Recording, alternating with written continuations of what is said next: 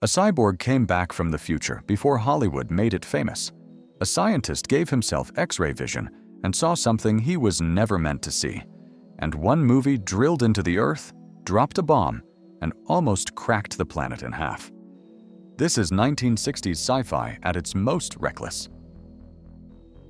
In Voyage to the Bottom of the Sea, the experimental submarine Seaview comes out from under the Arctic ice and finds the sky on fire.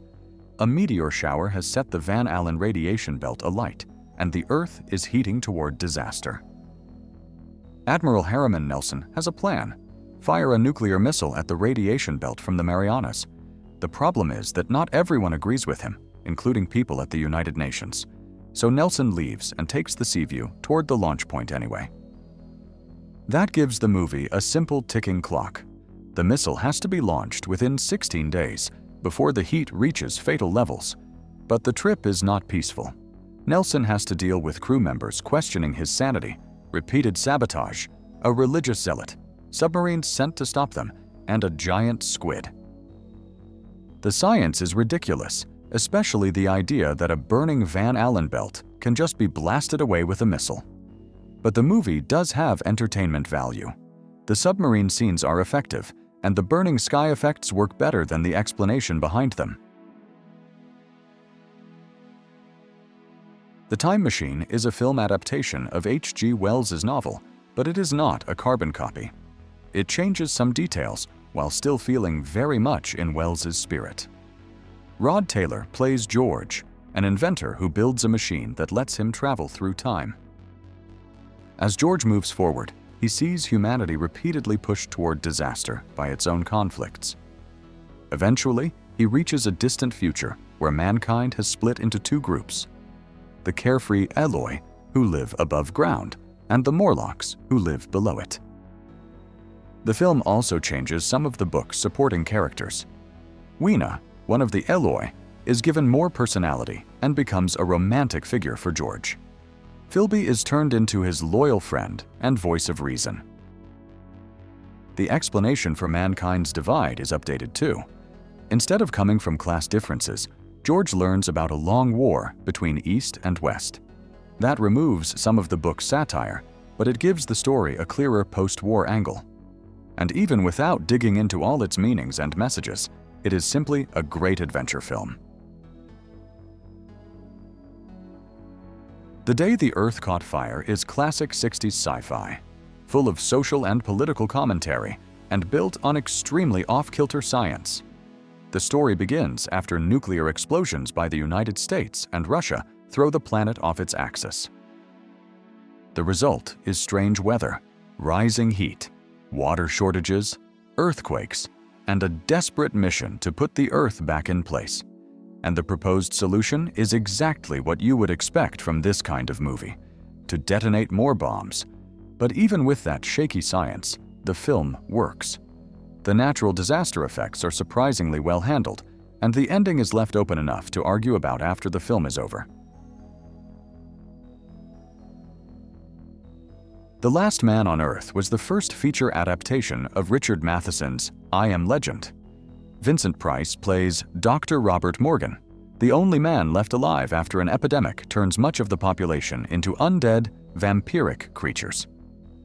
Morgan is immune, apparently because he was bitten by an infected bat years earlier in Panama. The infected are weak and unintelligent, and every day he goes out to kill and dispose of as many of them as he can. Then he sees a woman who does not behave like the others. Her name is Ruth, and she belongs to a group of infected people who have found a treatment. It does not cure the disease, but it keeps it under control with regular injections. Morgan cures her with a transfusion of his own blood, and for a moment, a normal society seems possible again. But Ruth's group has other plans. The Last Man on Earth is a low-budget film, and instead of playing everything for action, it spends a lot of time on isolation. And even if it may feel tame and dated to a modern viewer, it remains an important piece of post-apocalyptic horror.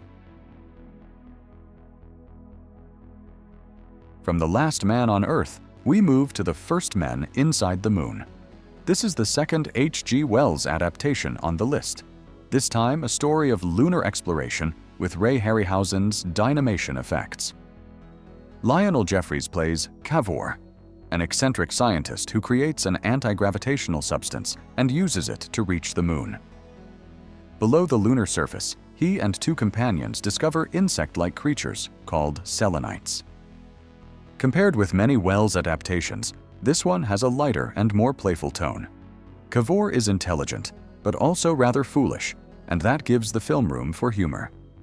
The bright production design fits that approach too, with colorful props and Harryhausen creations like the flying metallic sphere, the giant moon cows, and the selenites. First Men in the Moon works best as light Sunday afternoon science fiction. It still has enough of the wonder and eccentricity of Wells's more fantasy-leaning stories to be a good one. Crack in the World is about Project Inner Space, a plan to drill into the Earth's molten core and use it as a source of unlimited energy. When the inner crust proves too hard to break through, Dr. Steven Sorensen decides to use an atomic bomb. His colleague Ted Rampion warns that this could trigger catastrophic earthquakes, but the project goes ahead anyway. Right after the detonation, seismological reports show earthquakes moving in a line around the world, and Rampion has to stop the disaster before it splits the Earth apart. One of the wildest ideas in the movie is that the earthquakes might actually split part of the Earth's crust off into orbit and create a new moon. And then there is the idea that pockets of hydrogen underground can somehow turn into hydrogen bombs. There is also a love triangle the movie probably could have lived without, plenty of dramatic music, and some excellent practical effects for the time. And really, what else do you need for a good evening? Fantastic Voyage is one of the big adventure movies of the 1960s, and the premise is exactly as fun and over-the-top as it sounds. A team is sent on a dangerous mission of very tiny proportions. They have to shrink themselves, along with a submarine, and enter the body of a great scientist in order to save his life by removing a deadly clot. Of course, the voyage does not go smoothly. There is Cold War intrigue, sabotage, the body's own defenses, and a race against time before the mission becomes impossible. And yes, the movie has plenty of logic holes. The biggest one comes near the end, when the crew gets out, but the submarine and the traitor's body are left behind inside. Since the film has already established that everything will return to full size after 60 minutes, that is a fairly large problem. But it does not really ruin the fun. And if you want a version that tries to patch up some of those holes, there is Isaac Asimov's novelization, where he fixed many of the scientific and plot problems. Cyborg 2087 is a charmingly odd proto-Terminator, built around a cyborg sent back from the year 2087 to the small California town of Desert City in 1966. His name is Garth A7, and after stealing a vehicle and clothing, he heads to Future Industries Incorporated to find Professor Sigmund Marks. Garth needs Marks to stop a demonstration of his radio telepathy device. If Marks goes through with it, it will lead to Garth's future, where free thought is illegal and the population lives under mind control. At the same time, 2 cyborg tracer units are sent back from the future to stop him. The film is slow, and the effects are not exactly spectacular. But as strange old sci-fi ideas go, it is still more interesting to me than a lot of modern CGI blockbusters. Robinson Crusoe on Mars opens with Commander Christopher Draper and Colonel Dan McReady on a Mars mission when a large meteoroid forces them to evacuate. Draper survives. McReady does not. Draper is left alone on a hostile planet with only enough air and water for a few days. Then the survival story begins. Draper discovers that heating certain Martian rocks releases oxygen. A monkey named Mona, who also survives the crash, leads him to an underground cave with water and edible plants. Draper makes a cave his home, carves bowls from stone, and even makes new clothes. The movie changes direction when alien ships arrive, and Draper sees slaves being used for mining. One of them escapes, and Draper takes him in and names him Friday. Now they have to survive both Mars and the aliens who want Friday back. The film was not a hit, and a sequel was discussed, but it never happened. but director Byron Haskin had a background in special effects, and it shows in the cave sets, the matte paintings, and the Martian landscapes with red skies, barren deserts, and ice caps. The Man with the X-ray Eyes may be one of Roger Corman's most interesting films. It was made during the same period as his Edgar Allan Poe cycle, and it works quite well. Ray Milland plays Dr. James Xavier, a scientist experimenting with human eyesight. When his funding is threatened just as he's close to a breakthrough, he tests the drug on himself. At first, it gives him the ability to see through objects, but as Xavier keeps experimenting, his vision becomes something closer to an all-seeing eye, and his sanity begins to slip with it. The whole film has something Lovecraftian about it, and it does not feel as cheap as you might expect from Corman. Definitely a must-see. The Time Travelers begins with scientists trying to create a device that can see events in the future. During a test, they realize it has created an actual portal. 4 people step through and get stuck in the year 2071. The future they find is another damaged world after nuclear war. Most of the remaining people live underground, while mutants live above. The underground survivors are planning to leave Earth for a new inhabitable world, and they also have robots. The androids are the part that makes this one stand apart from many similar time travel films of the period. Their heads have an odd look, somewhere between creepy and cool. The film also has one of the more unusual endings among these 60s time travel stories. The Time Travelers later inspired the TV series The Time Tunnel, and it was remade as Journey to the Center of Time. As a film, it sits somewhere between a fun B-movie and a clumsy one.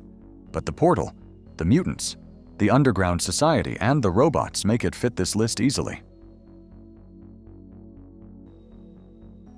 The Satan Bug is based on a thriller by Alistair MacLean, though he originally published the novel under the name Ian Stewart.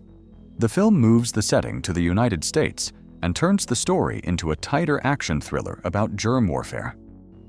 George Maharis plays Lee Barrett, a former intelligence agent brought back to investigate a break-in at Station 3, a top-secret germ warfare laboratory in the California desert.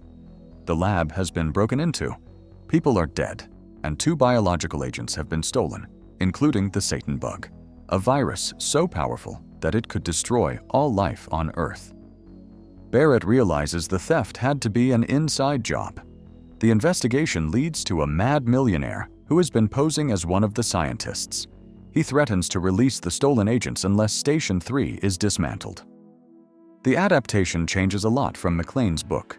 It drops much of the whodunit structure and tips the villain early, giving the film more action than mystery. Some pieces from the novel remain, including the break-in investigation, the helicopter climax, and the missing scientist impersonation. The film is efficient, though uneven. Some of the setup takes too long, but several scenes still work well, especially the barn sequence with a spilled flask and the climactic helicopter fight.